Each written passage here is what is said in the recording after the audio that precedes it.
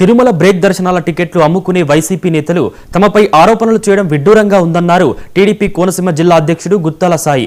YCP నేతల మాదిరిగా TDP నేతలు అవినీతికి పాల్పడ్డ వ్యక్తులు కాదన్నారు. ఇవాళ రైతుల గురించి మాట్లాడుతున్న నాయకులు వారు అధికారంలో ఉండగా రైతులకు ఏం చేశారో చెప్పాలని డిమాండ్ చేశారు. అన్నదాత సుఖీభవ లాంటి కార్యక్రమాలతో రైతులకు మేలు చేసింది కూటమి ప్రభుత్వమేనన్నారు గుత్తాల సాయి. 3 రోజులు కూడా మన ప్రాచీన సాంప్రదాయాలు కనుమరుగైపోతాయని చెప్పి ఈ యొక్క సాంప్రదాయాలు మనకి కళ్ళ ముందు కట్టినట్టు ఈ సాంప్రదాయాలు మనకి చేయడం జరుగుతుంది.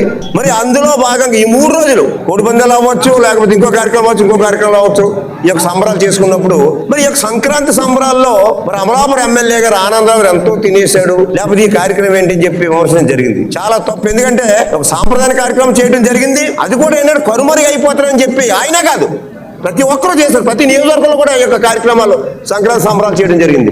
ఏమి తెలుసు అని చెప్పేవారు ఇతరాలు గారు మాట్లాడతారు. ఇవాళ ఖచ్చితంగా చెప్పిన ఇవాళ ఏం చేస్తాడు ఇతరాలు గారు ఇవాళ తిరుపతి లెటర్లు అమ్ముకుంటున్నాడు. ఆయన తిరుపతి లెటర్లో బ్రేక్ దశలో అమ్ముకునే పరిస్థితులు ఆయన ఉన్నాడు. కానీ మా నాయకులు ఎవరు ఆ టైప్లో లేరు. మా నియోజకవర్గాలు అవ్వచ్చు, ఈ పార్లమెంట్ నియోజకవర్గాలు అవ్వచ్చు, ఎక్కడైనా సరే ఈ కూటమి నాయకులు తిరుపతి లెటర్లో కానీ లేకపోతే అవినీతి పని మాకు లేదు.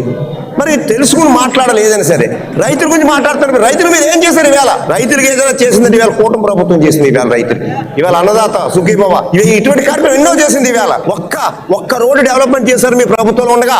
ఈవేళ కూటమి ప్రభుత్వం వచ్చిన తర్వాత చూడండి, ఇవాళ ప్రతి నియోజకవర్గంలో కూడా ఇవాళ అభివృద్ధి కార్యక్రమం, సంక్షేమ కార్యక్రమం జరుగుతుంది. ఇవాళ మీరు ఎవరు